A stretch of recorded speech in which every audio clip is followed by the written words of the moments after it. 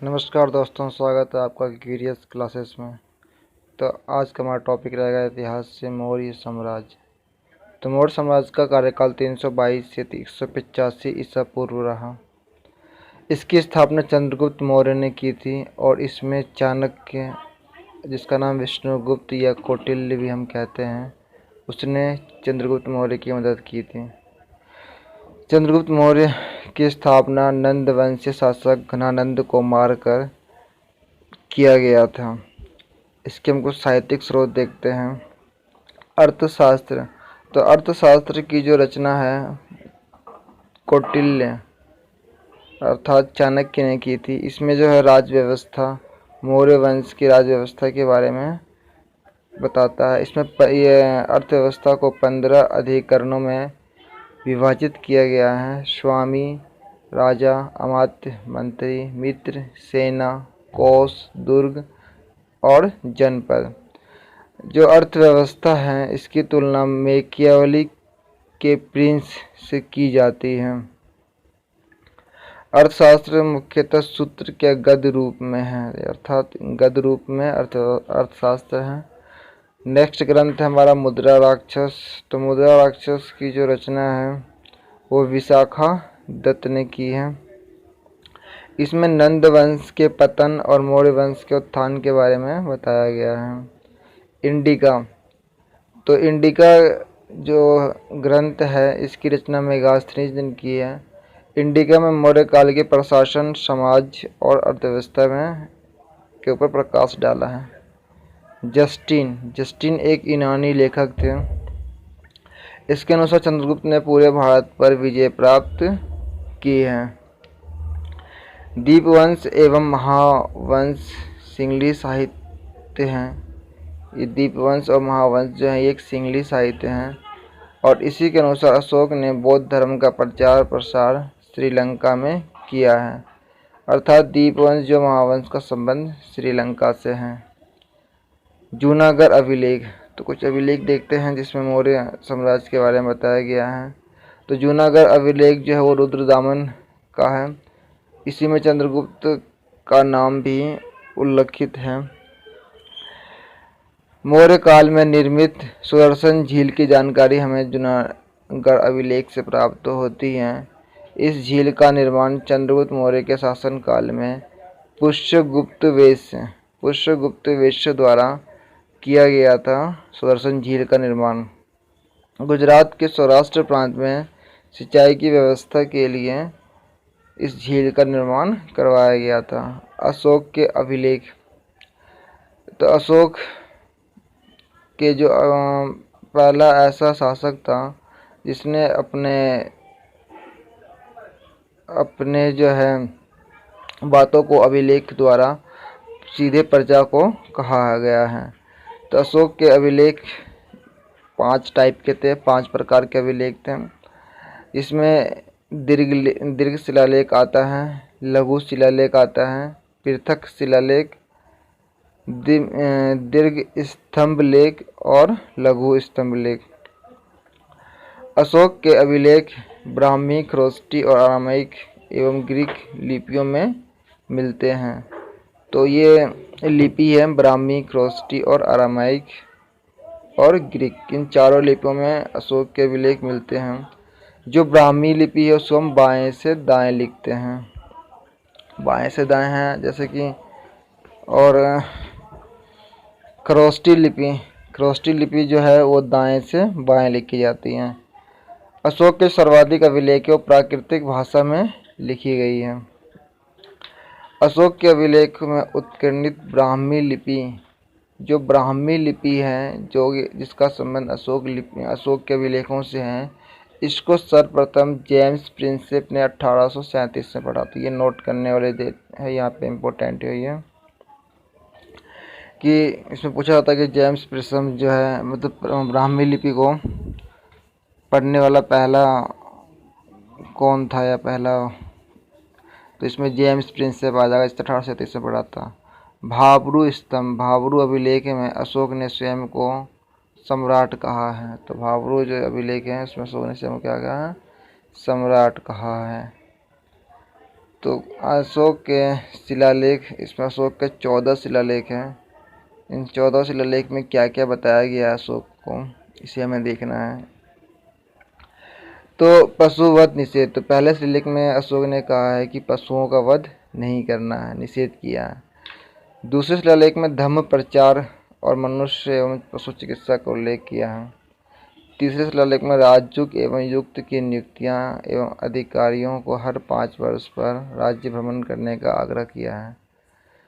चौथे शिलालेख में धम्म घोष का भेरी घोष के स्थान पर प्रतिपादन। पांचवा शिलालेख धम्म महामात्रों की नियुक्ति। छठा शिलालेख जन मामलों को निपटाने के लिए प्रशासनिक सुधार का उल्लेख है। सातवां शिलालेख अशोक सभी धार्मिक मतों के प्रति निष्पक्षता रखेगा। आठवां शिलालेख बोध गया की यात्रा का उल्लेख एवं बिहार यात्रा के स्थान पर धम्म यात्रा का प्रतिपादन करना। नवां शिलालेख का संबंध सच्चे विधानों एवं शिष्टाचार का वर्णन है। 10वां शिलालेख अशोक के उद्यम का लक्ष्य धर्माचरण की श्रेष्ठता घोषित करना। 11वां शिलालेख धर्म के तत्वों का प्रकाशन करना। 12वां शिलालेख धार्मिक सहिष्णुता पर जोर देना। 13वां शिलालेख जो कि इम्पोर्टेंट है, कलिंग युद्ध से संबंधित 13वां शिलालेख का, इसमें धम्म विजय की घोषणा की गई है और धम्म प्रचार 5 विदेशी राज्य की इसमें चर्चा भी की गई है 13वें शिलालेख में। 14वां शिलालेख ये पुनरावलोकन किया गया है, अशोक के साम्राज्य को महाल के विजेते की संज्ञा दी गई है। स्तंभ लेख की बात करते हैं तो 7 स्तंभ लेख हैं और 6 स्थानों से ये 7 स्तंभ लेख प्राप्त हुए हैं, जिसमें रामपुरवा के स्तंभ लेख हैं, दिल्ली टोपरा के स्तंभ लेख हैं, मेरठ के स्तंभ लेख, लोरिया नंदनगढ़ के स्तंभ लेख हैं, लोरिया अरेराज एवं कौशाम्बी अर्थात प्रयाग। अशोक के उत्तर पश्चिमी शिलालेख की बात करते हैं तो लमगान शिलालेख जो है वो पुल ए दारून से प्राप्त हुआ है। लमगान शिलालेख ये अरमाइक भाषा में है। लमगान शिलालेख तक्षशिला शिलालेख जो है वो तक्षशिला पाकिस्तान से प्राप्त हुआ है, तो ये भी अरमाइक भाषा में है। कंधार शिलालेख सार ए कोना से प्राप्त हुआ है अफगानिस्तान में, ये भी अरमाइक या यूनानी शिलालेख में है। अशोक के लघु शिलालेख की बात करते हैं तो ये मध्य प्रदेश, उत्तर प्रदेश, राजस्थान, कर्नाटक, आंध्र प्रदेश और बिहार से प्राप्त किया गया है। मध्य प्रदेश के रूपनाथपुर, गुर्जरा, बुधनी, सीहोर से प्राप्त हैं। उत्तर प्रदेश के अहरोरा, मिर्ज़ापुर, राजस्थान बेराट, भाबरू, जयपुर से प्राप्त हैं। कर्नाटक के ब्रह्मगिरी, सिद्धपुर, पालकीगुर, जंटिंग रामेश्वरम, गोबी मठ, सन्नति, मास्की से प्राप्त हैं। आंध्र प्रदेश का एर्रागुरी, रजूल मंडागिरी, बिहार के सासाराम से प्राप्त है। अगर मौर्य की उत्पत्ति मतलब अलग अलग लोगों का मत है कि जो मौर्य की उत्पत्ति अलग अलग से हुई, जैसे कि ब्राह्मण परंपरा के अनुसार ये कहा गया है कि जो मौर्य थे वो क्षुद्र थे और मूरा नामक स्त्री से उत्पन्न हुआ है। महावंश जो एक बौद्ध साहित्य है उसमें मौर्यों को क्षत्रिय कहा गया है और ये गोरखपुर के मौर्य नामक क्षत्रिय कुल से संबंध रखते हैं, ऐसा बताया गया है महावंश में। परिशिष्ट पर्वन ये भी एक ग्रंथ है जिसमें मौर्य साम्राज्य को मौर्य पालक का पुत्र बताया गया है। मुद्रा राक्षस, इसमें वृषल यानी क्षुद्र वंश उत्पन्न होता है। राजपूताना गजेटियर में मौर्य साम्राज्य को राजपूत बताया गया है। हम बात करते हैं राजनीतिक इतिहास की।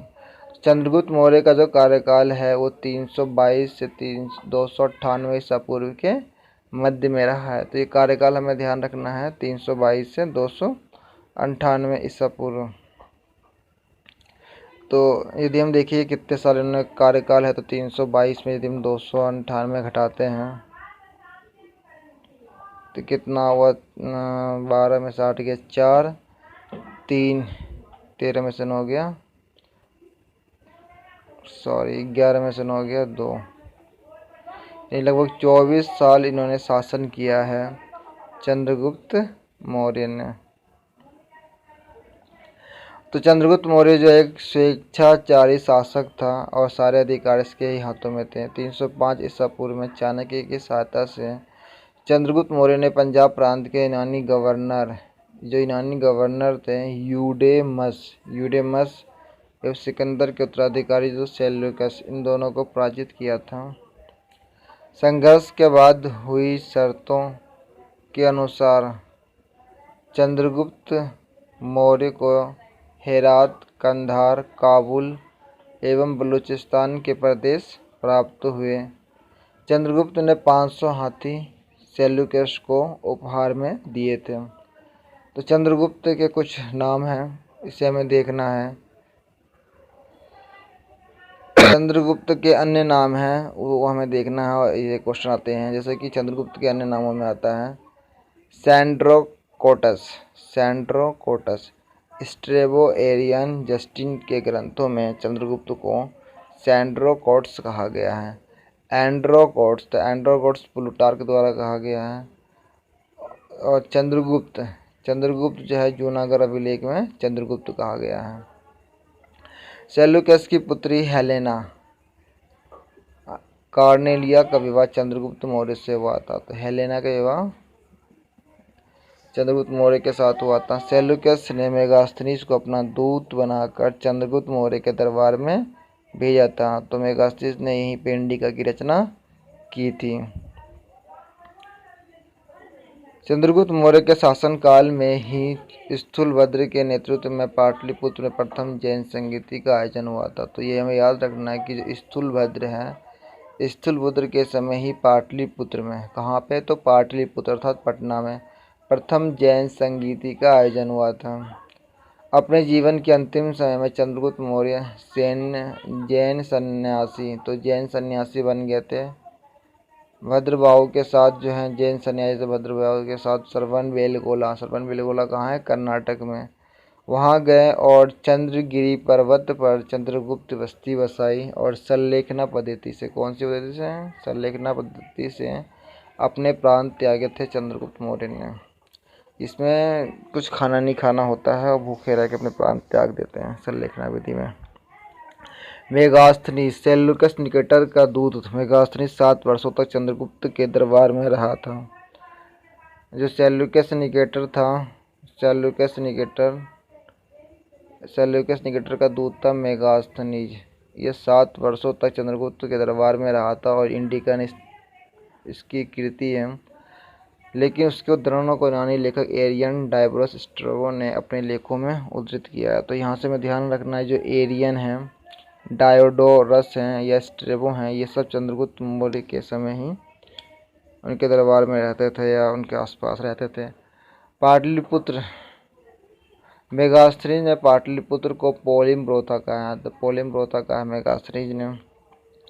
मेगास्थनीज के अनुसार तो भारतीय समाज 7 वर्गों में बांटा है। मेगास्थनीज ने 7 वर्गों में बांटा है भारतीय समाज को: कृषक, शिकारी, मंत्री, दार्शनिक, निरीक्षक, व्यापारी और योद्धा।